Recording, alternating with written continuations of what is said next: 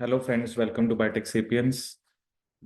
आज की वीडियो के अंदर बेसिकली मैं आपके साथ जो बेसिकली बायोकेमिस्ट्री के जो क्वेश्चंस आए थे जून 24 एग्जाम के अंदर, तो उसमें जो मॉर्निंग और आपके इवनिंग शिफ्ट के क्वेश्चंस हैं उसको हम डिस्कस करेंगे। ठीक है। सो पहले शिफ्ट वन के क्वेश्चंस देखते हैं और फिर आपके जो सेकंड शिफ्ट है उसके क्वेश्चंस को हम देखेंगे। ठीक है। तो सबसे पहले यहाँ पर we have a one question. ठीक है, दैट इज मतलब आप इसको चाहे टेक्निक से भी लिंक कर सकते हो। ठीक है, तो क्वेश्चन आपको क्या गिवन है। Cell lysatin 1% T into 100 was purified over a affinity column to isolate a complex with enzymatic activity. The purified enzyme complex was separated on a 10 to 50% continuous sucrose gradient. ठीक है, obviously जो हम centrifugation जैसे करते हैं तो ये एक स्पेसिफिकली आपको उन्होंने ग्रेडियंट दे रखा है आपका। ठीक है, जो सुक्रोज को हम सेंट्रीफ्यूगेशन में भी यूज करते हैं और यहाँ पर उन्होंने एक एफिनिटी कॉलम हमें बता रखा है। Shown below are UV spectra using an absorbance filter at 280 और 260। Which one of the following combination of molecules would generate the spectra shown above. ठीक है, जैसे ये एक आपको यहाँ पे ग्रेडियंट दे रखा है और ये जैसे absorbance they have shown at 280 and this is absorbance at 260। ठीक है, तो देखो आपके पास एक पीक आ रही है। ठीक है, बेसिकली जब आप उसको एक ग्रेडियंट में से बेसिकली लेके जा रहे हो तो आपके पास क्या आ रही है, एक पीक आ रही है। ठीक है, तो 280 पे भी एक पीक आ रही है, एक 260 पे भी आ रही है। तो जो कि बेसिक इंफॉर्मेशन वो ऑलरेडी हैव कि जो प्रोटीन्स होते हैं वो एब्जॉर्ब करते हैं 280 के ऊपर। ठीक है, प्रोटीन्स जो होते हैं वो एब्जॉर्ब करते हैं 280 के ऊपर। और इसका रीजन क्या होता है आपका, aromatic amino acid, phenyl alanine, tyrosine, tryptophan. ठीक है, लेकिन जो न्यूक्लिक एसिड्स हैं वो एब्जॉर्बेंस शो करते हैं आपकी 260 के ऊपर। और उसका रीजन हम क्या देते हैं आपके, हेट्रोसाइक्लिक नाइट्रोजनस बेसिस। ठीक है, तो बेसिकली यहाँ पर हमें ये पता लग रहा है कि ये पीक आ रही है तो ये प्रोटीन की होगी और ये किसकी होगी, आपकी न्यूक्लिक एसिड की। ठीक है, तो अब यहाँ पर उसने हमें बता रखा है एक ऑप्शन है protein protein.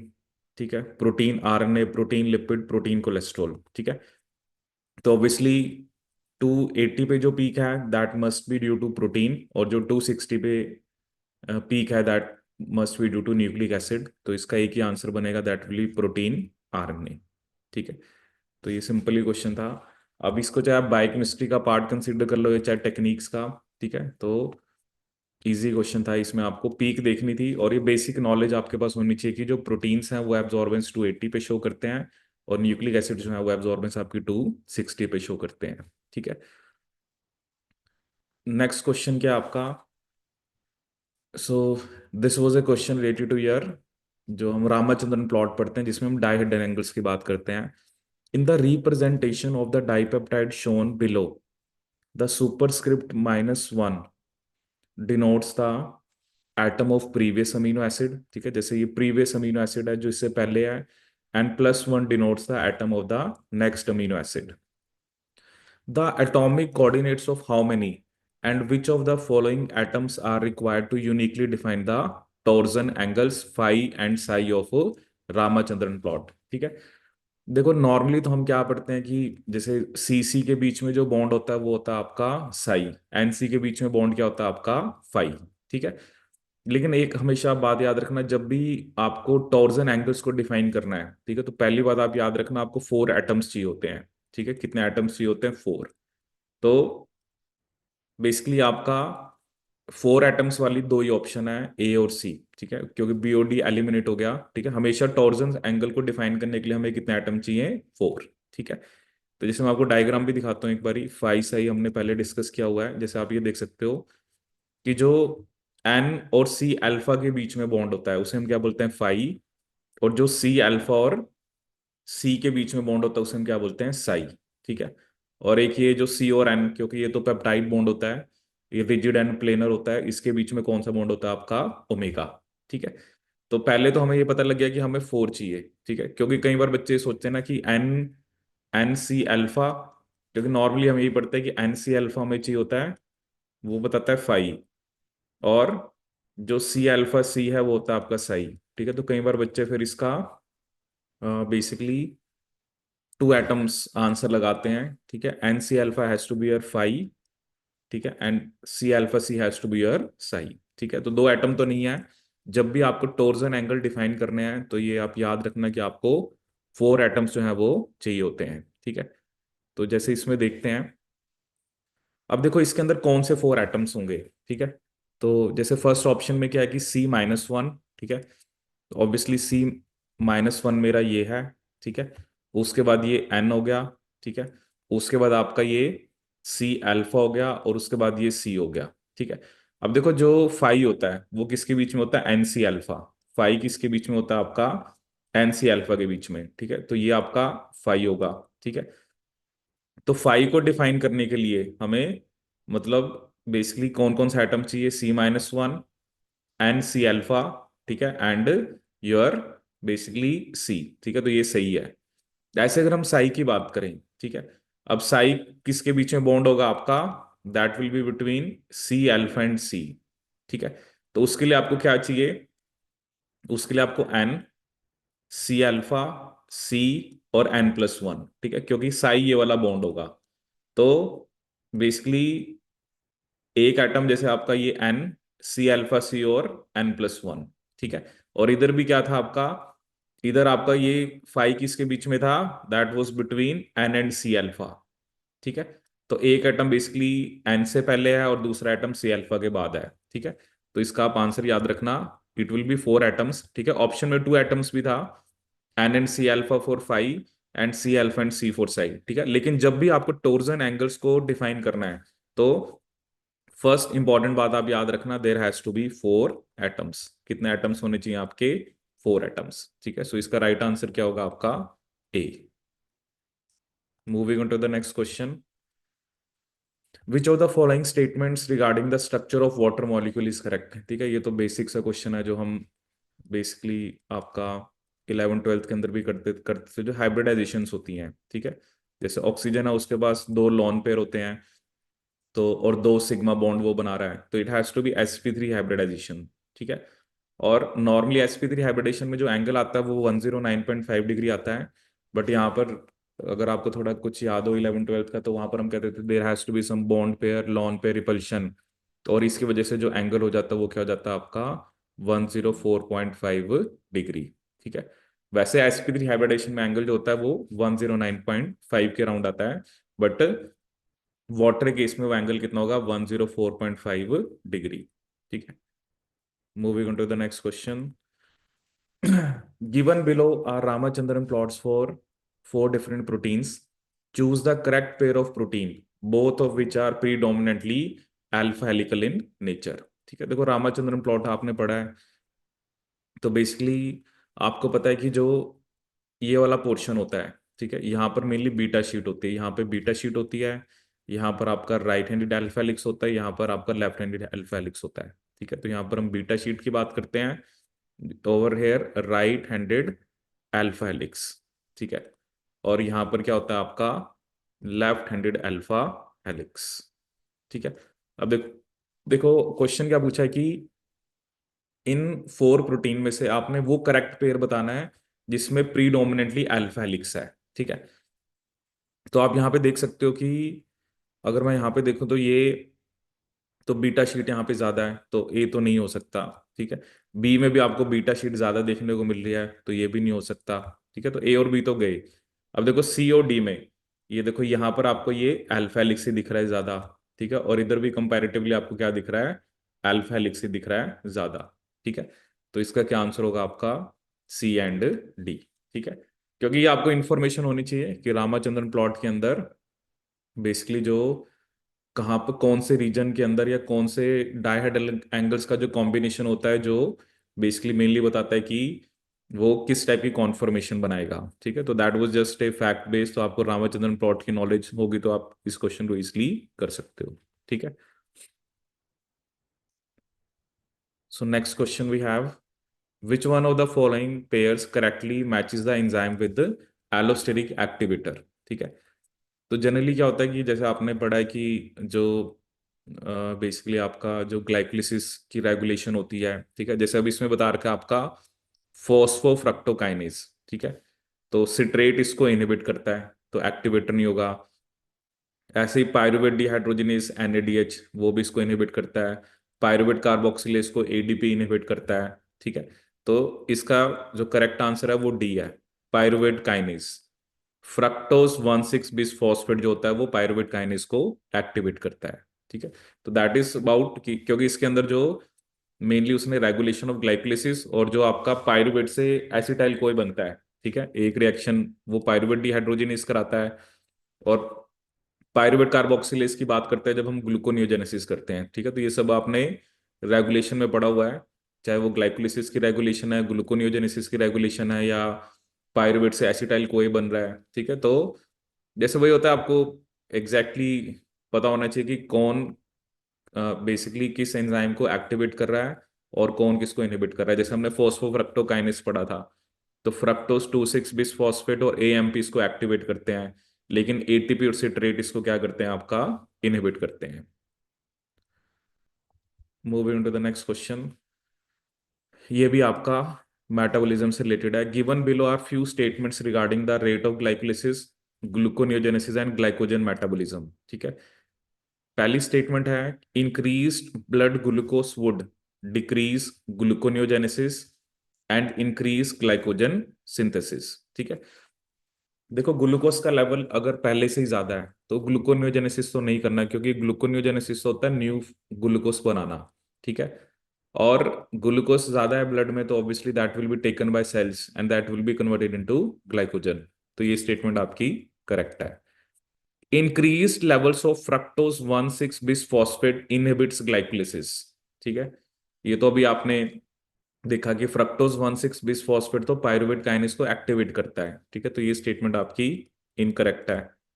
Increased blood glucagon inhibits glycogen synthesis and stimulates glycogen breakdown. ठीक है, अब ग्लूकागोन का काम क्या होता है, वो ब्लड ग्लूकोज लेवल को इंक्रीज करता है। इंसुलिन का काम होता है ब्लड ग्लूकोज लेवल को डिक्रीज करना, ग्लूकागोन जो है वो इंक्रीज करता है।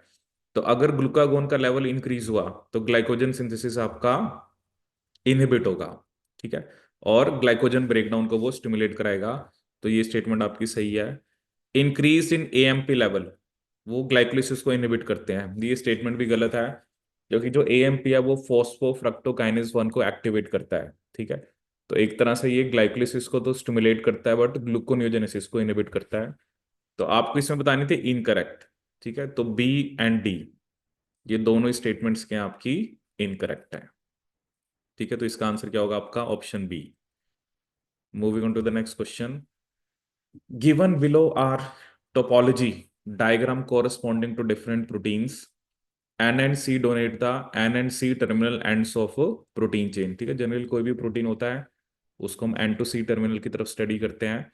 तो विच of the following statement is correct. ठीक है, all four are of different folds, all four are of the same fold, ACD are of the same fold and A and C are of the same fold। ठीक है, अब इसमें तो आपको basically study करना पड़ेगा।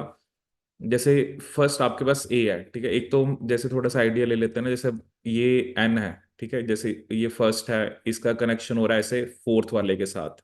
ठीक है ना, अगर आप इसको नंबरिंग कर दो 1 2 3 4, फोर्थ वाले का हो रहा है फिर थर्ड वाले के साथ, थर्ड वाले का हो रहा है आपका बेसिकली सेकंड के साथ। ठीक है, जैसे इसमें ना एक बड़ा लूप सा दिख रहा है और दो छोटे दिख रहे हैं। इसमें देखो तो इसमें भी दो छोटे दिख रहे हैं, एक बड़ा दिख रहा है। अब इसमें तीनों छोटे दिख रहे हैं। ठीक है, तो एक तो आपको क्लियर हो जाना चाहिए कि ये आपके सेम फोल्ड तो नहीं है। ठीक है, सेम होते तो ना आपको ऐसे दिखता है, जैसे इसमें देखो एक बड़ा, ए वाले में दो छोटे, सी वाले में भी एक बड़ा दो छोटे, डी वाले के अंदर भी एक बड़ा दो छोटे। ठीक है, बट बी में ऐसा नहीं है, तो सारे के सारे आपके सेम फोल्ड तो नहीं है। ठीक है, सो अब all four are of different fold. ठीक है, अब ये भी नहीं है कि जैसे अब इसमें थोड़ी सी आपको सिमिलैरिटी देखने को मिल रही है, वो भी आप हमें देखना पड़ेगा कि क्योंकि अगर कोई इनमें से सिमिलर निकले इसका मतलब सारे डिफरेंट नहीं है। ठीक है, जैसे मैं इसको देखता हूँ ए को, ए में आपका इसने फर्स्ट ने फोर्थ के साथ कनेक्ट करा, फोर्थ ने करा थर्ड के साथ, थर्ड ने करा आपका सेकंड के साथ। इधर भी अगर आप देखो, इधर ये फर्स्ट है, इसने कनेक्ट करा किसके साथ, फोर्थ के साथ, फोर्थ ने कनेक्ट करा थर्ड के साथ, थर्ड ने करा सेकंड के साथ। ठीक है, ये दोनों जो है ये सेम फोल्ड है, ठीक है, ये दोनों आपको ये दोनों के दोनों सेम फोल्ड है, तो ये भी स्टेटमेंट गलत होगी कि all four are of different fold, ठीक है। अब ये आ गया ए और सी तो पक्का है, अब डी, अब हमें डी को देखना है। अब डी आप देखो, एन से स्टार्ट करा, ये तो पहला ही लूप छोटा है, क्योंकि you have to start with N, ठीक है। इसमें इन दोनों में क्या था, वो जो सबसे फार अवे वाला उसके साथ कनेक्ट हो रहा था, जैसे अब ये एन है, ये इसी के साथ हो रहा है, ठीक है। तो ये आपका मतलब ए सी के साथ आप इसको नहीं रख सकते, तो जैसे एक ऑप्शन है कि A C D are of the same fold, तो ये स्टेटमेंट भी गलत होगी। तो right answer will be A and C are of the same fold, ठीक है। तो ये हो गया आपका answer D. Moving to the next question. A propionate kinase utilizes two substrates, propionate and acetate, with Km for propionate being half that of acetate, ठीक है। अब यहाँ पर जो Km की वैल्यू है, ठीक है, वो किसके लिए, for propionate being half that of acetate, ठीक है। जैसे मैं कुछ वैसे रैंडमली वैल्यू ले सकता हूँ, जैसे एसिटेट के लिए फॉर एग्जांपल मैंने वैल्यू ले ली 10, ठीक है, तो ऑटोमेटिकली प्रोपियोनेट के लिए Km की वैल्यू कितनी होगी, 5, ठीक है। विच of the following options about the rate of reaction at very low substrate concentration is correct, ठीक है। अब देखो फॉर्म आपको इक्वेशन पता है, V is equal to V max into S by K M plus S, ठीक है। V max into S by K M plus S, ठीक है। अगर सबस्टेट बहुत कम है तो you can neglect this part, तो your V will be equal to V max into S by K M, ठीक है। अब देखो, आपने कहा कि एक प्रोपियोनेट है, ठीक है, उसके लिए के एम है 5, ठीक है। तो अगर हम प्रोपियोनेट, जैसे उसको मैंने पी लिख दिया और एसीटेट को मैंने ए लिख दिया, तो उसके लिए वैल्यू आएगी V max by 5 into S, and this will be V max by 10 into S, ठीक है। सो अगर अब बेसिकली इसमें रिलेशन देखें तो एसीटेट जो है, ठीक है, अगर इसको मैं 2 से मल्टीप्लाई कर दूं, तब मेरे पास किसकी आ जाएगी, प्रोपियोनेट की, ठीक है। अब देख सकते हैं, the rate of propionate utilisation is half that of acetate, ठीक है। नहीं, हाफ नहीं है ना, ये तो उल्टा डबल है, इसका वी मैक्स बाय 10 है तो इसका वी मैक्स बाय 5 है, तो ये गलत है। क्योंकि अगर बच्चा ऐसे देख लेगा ना 5 और 10, तो वो कहेगा कि इसका हाफ है, ठीक है, but it is in your denominator. The rate of propionate utilisation is double that of acetate, ये स्टेटमेंट आपकी सही है, ठीक है। इक्वल है नहीं, 4 टाइम्स भी नहीं है। अगर मैं वी मैक्स बाय 10 को 2 से मल्टीप्लाई करूंगा तो वी मैक्स बाय क्या आएगा आपका, 5 आएगा, ठीक है। तो इसका आंसर क्या होगा आपका, B. Moving to the next question. अब ये तो एक फैक्चुअल बेस्ड क्वेश्चन था कि जैसे उसने आपको रिएक्शन बता रखी है, इक्विलिब्रियम कांस्टेंट्स दे रखे हैं कि ग्लूकोज 6 फॉस्फेट का हाइड्रोलिसिस होता है तो ग्लूकोज फॉस्फेट बनता है, और एटीपी प्लस ग्लूकोज की रिएक्शन होती है तो एडीपी प्लस ग्लूकोज 6 फॉस्फेट बनता है। तो क्वेश्चन क्या पूछ रहा है कि the standard free energy change of hydrolysis of ATP at 25 degree Celsius, ठीक है। अब देखो क्या ना, आपको आपने ये पढ़ा ही हुआ है कि जब एटीपी का हाइड्रोलिसिस होता है उसके लिए जो वैल्यू होती है वो होती है -30.5 किलो जूल पर मोल, ठीक है। अब ये देखो 4 मार्क्स का क्वेश्चन आया था। अब देखो इसमें you just have to look for value which was around -30.5, तो if you figure out all the option, so only option C is the only one which is justifying this answer, so correct answer आपका क्या होगा, C. Moving on to the next question, ठीक है। अभी तक जो हमने क्वेश्चन सारे डिस्कस करे वो आपके मॉर्निंग शिफ्ट के थे, अभी ये इवनिंग शिफ्ट के क्वेश्चन हम डिस्कस करेंगे। In which of the following the proton motive force generated in mitochondrial electron transport is not used, ठीक है। तो बेसिकली आपने इलेक्ट्रॉन ट्रांसपोर्ट चेन पढ़ी है, जिसकी वजह से इंटरमेम्ब्रेन स्पेस के अंदर हाइड्रोजन आयंस की कंसंट्रेशन इंक्रीज होती है, और वो हाइड्रोजन आयंस जब आपके when they are pumped back into the basically matrix, तब आपका एटीपी बनता है, ठीक है। तो एक ऑप्शन है कि transport of ATP in the cytosol from mitochondrial matrix, ठीक है। सेकंड ऑप्शन है कि ADP from cytosol into the mitochondrial matrix, ठीक है।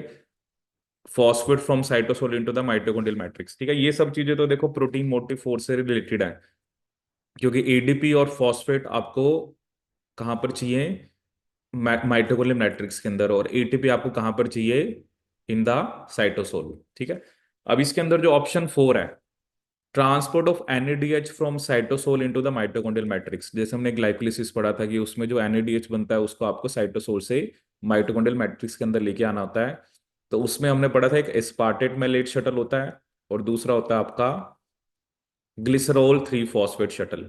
ठीक है, तो ऑब्वियसली इन दोनों शटल्स का रोल है एनएडीएच के ट्रांसपोर्ट में। ठीक है, तो protein motive force has to do nothing with the transport of NADH from cytosol into the mitochondrial matrix. तो ये स्टेटमेंट आपकी क्या होगी, correct. Moving on to the next question, which of the following compounds can serve as a direct acceptor of an additional amino group derived from amino acid catabolism? जैसे किसी amino acid का breakdown हो रहा है तो उससे जो अमीन group आ रहा है उसको डायरेक्टली कौन एक्सेप्ट करता है। ठीक है, तो उसका आंसर आप याद रखना अल्फा कीटो ग्लूटारेट। ठीक है, so it is related to your amino acid catabolism, तो इसका आंसर क्या है, alpha keto glutarate. Moving on to the next question. How many molecules of acetyl-CoA contains to produce isopentenyl diphosphate, the precursor for the formation of terpenoids by mevalonate pathway? ठीक है, अब इसको चाहे आप प्लांट फिजियोलॉजी का question मान लो, चाहे आप इसको बेसिकली क्योंकि उसके अंदर जो सेकेंडरी मेटाबोलाइट्स हैं, या आप इसको कोलेस्ट्रॉल सिंथेसिस जो हम बायोकेमिस्ट्री में पढ़ते हैं, तो बेसिकली जो एसिटाइल कोए हैं, ठीक है, तो 3 एसिटाइल कोए होते हैं और बीच में एक डीकार्बोक्सिलेशन स्टेप आता है और तभी जाके आपका आइसोपेंटेनाइल डाइफॉस्फेट बनता है। ठीक है, तो 3 होते हैं, obviously 1 acetyl CoA is carrying 2 carbon, तो 3 × 2 6, बट एक CO2 रिलीज हो जाती है तो आपको 5 कार्बन का कंपाउंड मिलता है। तो इसका आंसर क्या होगा आपका 3। Moving to the next question, which of the following statements regarding the stereo isomers of D glucose is incorrect? ठीक है, तो ये देखो आपका ये जो एपीमर्स एनोमर्स का कंसेप्ट होता है, mannose is C2 epimer of glucose. ठीक है, तो ये स्टेटमेंट आपकी करेक्ट है। ठीक है, allose is C3 epimer of glucose, ये स्टेटमेंट भी आपकी करेक्ट है। गैलेक्टोज C4 है, ये भी करेक्ट है। लेकिन जो डी टैलोज है, जैसे अगर आप ग्लूकोज से कंपेयर करो ना, तो आपको सेकंड और फोर्थ दोनों पोजीशन पे चेंज करना है, तब आपका डी टैलोस बनता है। ठीक है, और you can say it is a C2 epimer of galactose, it is a C2 epimer of galactose, C2 epimer of galactose. ठीक है, तो ये स्टेटमेंट आपकी इनकरेक्ट है और उसने हमसे पूछे थे इनकरेक्ट कौन सी है, so D will be your incorrect one. Moving on to the next question, following are the different critical reaction steps involved in the oxidation of lipids in many organism? तो ये that is related to the fatty acid catabolism. ठीक है, तो सबसे पहले जो step होगा that will be the hydrolysis of triacyl glycerol by lipase, क्योंकि फैटी एसिड चेन वहीं से निकलेगी। उसके बाद आपको उसको कॉन्जुगेट कराना होता है कोए के साथ जैसे अब पाल्मिटिक एसिड है तो पाल्मिटोल कोए बन जाएगा। ठीक है, आफ्टर दैट जनरली ये भी आपने पढ़ा हुआ है, अगर तो 12 कार्बन या उससे लेस होते हैं वो तो डायरेक्टली चला जाता है मैट्रिक्स के अंदर, क्योंकि बीटा ऑक्सीडेशन भी आपकी मैट्रिक्स में होती है। बट अगर आपके फैटी एसिड के अंदर 14 कार्बन या उससे ज्यादा है तो वो कार्निटिन शटल के थ्रू जाते हैं। ठीक है, तो next reaction of fatty acyl कोए विद कार्निटिन। ठीक है, उसके बाद आपका हाइड्रेशन होगा और उसके बाद आपका thiolysis. So the correct order has to be CDAEB। ठीक है, तो अब CDB देखोगे तो एक ही ऑप्शन में था, तो उससे भी आप, क्योंकि आपको पता होना चाहिए कि पहले ट्राइसाइल ग्लिसरॉल क्या होता है, जिसमें अल्कोहल के साथ 3 फैटी एसिड चेन लगी हुई है, तो पहले आपने उन फैटी एसिड चेन को बेसिकली अलग कराना है और उसके बाद आपने उसके साथ एसिटाइल उसके साथ कोएंजाइम ए लगाना है। ठीक है, तो उसके बाद अगर तो उसमें 12 कार्बन या उससे कम है तो वो डायरेक्टली चला जाएगा माइटोकॉन्ड्रियल मैट्रिक्स में।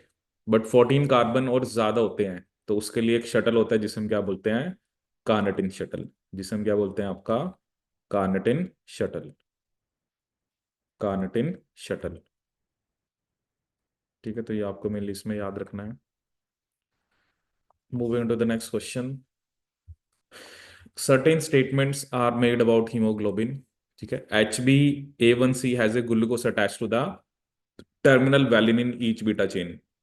तो कितनी बार ये क्वेश्चन आ रखा है, जो HbA1c हमें क्या बताता है, एवरेज जो ब्लड ग्लूकोज है, तो उसमें वैलिन और लाइसिन ये 2 अमीनो एसिड जो है आपके इन्वॉल्व होते हैं। ठीक है, तो ये स्टेटमेंट सही है। NADH meth haemoglobin reductase system in RBC converts meth haemoglobin to haemoglobin. ठीक है, एक स्टेटमेंट है कि ऑक्सीजन जो होती है वो Fe2 पॉजिटिव के साथ बाइंड करती है in the heme moiety of haemoglobin to form oxyhaemoglobin. ठीक है, वैसे तो ये बी स्टेटमेंट भी आपकी सही है। और सी जो होता है, ऑक्सीजन जो होता है वो Fe2 के साथ ही बाइंड करता है। ठीक है, that's your ferrous. Fe3 positive होता है फेरिक, उसके साथ ये बाइंड नहीं करता। ठीक है, जो हीमोग्लोबिन की एफिनिटी है वो ऑक्सीजन के लिए ज्यादा होती है, ये स्टेटमेंट गलत है। जैसे आपने कार्बन मोनोऑक्साइड पॉइजनिंग पढ़ा हुआ है। ठीक है, अब इसमें वैसे तो ABC तीनों ही करेक्ट लग रही हैं, बट मे बी या तो उसने डायरेक्ट जो पूछा है वो ना हीमोग्लोबिन के बारे में पूछा है, क्योंकि ये सिस्टम जो है ये मिथ हीमोग्लोबिन पे एक्ट करता है। क्योंकि इन्होंने जिसका आंसर दे रखा है that is A and C। ठीक है, क्योंकि कई जगह पर आप अगर ये सिस्टम देखोगे तो जो NADH मिथ हीमोग्लोबिन सिस्टम है इसका काम यही होता है। ठीक है, बट वही है, फिर A and B भी बन रहा है। ठीक है, या तो आप देखना इसमें, क्योंकि जितना मैंने देखा है उसमें तो बेसिकली यही शो कर रखा है कि ये भी सही है। ठीक है, but according to the net answer key आपका A and C करेक्ट है, तो may be they are asking directly question related to haemoglobin, not related to your meth haemoglobin. Moving on to the next question. Given below is a ponder predictor of natural disorder region score plot versus the protein sequence based on the above figure, which one of the following statement is correct। ठीक है, actually ये ना एक ponder score होता है। जैसे आप देख सकते हो कि अगर वैल्यू 0.5 से कम है तो वो ऑर्डर्ड है, 0.5 से अगर वैल्यू ज्यादा आती है तो वो डिसऑर्डर्ड है। ठीक है, तो अब इसमें क्या है ना, आप देख सकते हो कि जैसे प्रोटीन जहां से स्टार्ट हो रहा है एंड टर्मिनस, वहां पर आपको ऑर्डर दिख रहा है, और जहां पर वो एंड हो रहा है वो डिसऑर्डर दिख रहा है। The protein has a folded domain in the middle of N C terminal flexible tails. ठीक है, तो डिसऑर्डर जो चीज है उसको आप फ्लेक्सिबल बोल सकते हो। और इसमें तो आपको ना बहुत सारे वैसे, मतलब ऐसे नहीं कि मिडल में फोल्डेड ही है, क्योंकि कहीं जगह पर आप जैसे मिडल का क्या मतलब है, 0 to 350 जा रहे हो, तो if I look at around 175। ठीक है, तो वहां पर तो आपको डिसऑर्डर ज्यादा दिख रहा है। ठीक है, तो ये स्टेटमेंट गलत होगी। The protein is overall globular with almost no flexible linkers. ठीक है, देखो ना डिसऑर्डर रीजन तो बहुत सारा है इसके अंदर, तो ऐसा नहीं है कि फ्लेक्सिबल लिंकर्स नहीं होंगे, तो ये स्टेटमेंट भी गलत होगी। Both the N C terminal regions are unstructured. देखो एंड टर्मिनस पे तो आपको ऑर्डर दिख रहा है, सी पे डिसऑर्डर दिख रहा है ना, तो दोनों अनस्ट्रक्चर्ड भी नहीं है। तो इसमें एक ही ऑप्शन बन रही है, the protein contains multiple domains connected by flexible linkers. ठीक है, क्योंकि बीच में कहीं ना कहीं वही आ रहा है ना, ऑर्डर्ड आ रहा है, फिर डिसऑर्डर्ड आ रहा है, फिर ऑर्डर्ड आ रहा है, तो इसका क्या आंसर होगा आपका T.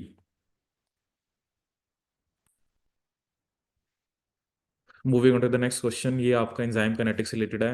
N enzyme has a Km of 1 millimolar, addition of different inhibitor changes Km और Vmax given Km apparent and V max apparent. ठीक है, एप मतलब एपरेंट वैल्यू जो आ रही है Km और वी मैक्स की, विच one of the following inhibitors will result in the lower state of enzyme catalyse reaction. ठीक है, देखो आपको पता है कि जो V है वो क्या होता है आपका V max into S divided by Km plus S. ठीक है, तो यहां पर आपको वैल्यू पुट करनी होती है जो भी, जैसे Km की वैल्यू तो आपको गिवन है दैट इज 1। ठीक है, और बेसिकली आपको जैसे अब इनहिबिटर विद Km, तो एपरेंट Km की वैल्यू यहाँ पे मैं पुट करूंगा। ठीक है, that has to be 5 Km। तो इसमें जैसे हम क्या मान के चल सकते हैं ना, हम कोई वैल्यू ले लेते हैं वी मैक्स और एस की, क्योंकि वो वैल्यूज हमें गिवन नहीं है। जैसे वी मैक्स की वैल्यू मैंने ले ली 1, और एस की वैल्यू भी मैंने क्या ले लिया आपकी 1। ठीक है, सो अगर मैं इसे सॉल्व करूं, तो जैसे पहले में क्या है, Km हमें 5 Km दे रखा है। ठीक है, तो V is equal to 1 into 1, Km कितना है हमारे पास 5। ठीक है, मतलब 5 Km है ना, Km की वैल्यू 1 है, you can write it as 5 + 1। तो ये वैल्यू कितनी आ गई आपके पास 1/6। ठीक है, अगर आप दूसरा देखोगे जिसमें आपको एपरेंट वी मैक्स दे रखा है Vmax/5। ठीक है, तो V इज इक्वल टू, क्योंकि Vmax की वैल्यू तो 1 है। ठीक है, तो आप इसको सिंपली 1/5 लिख सकते हो।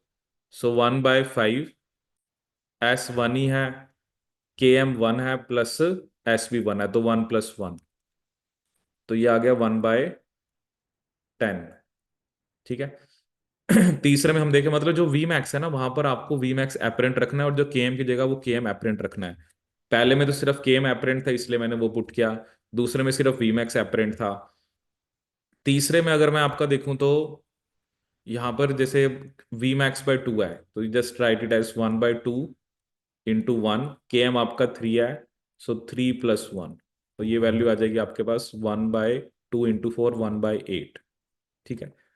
और इसमें नेक्स्ट वाले में देखूं तो v आपका is equal to v max/3 दे रखा है, so I will put it as 1/3।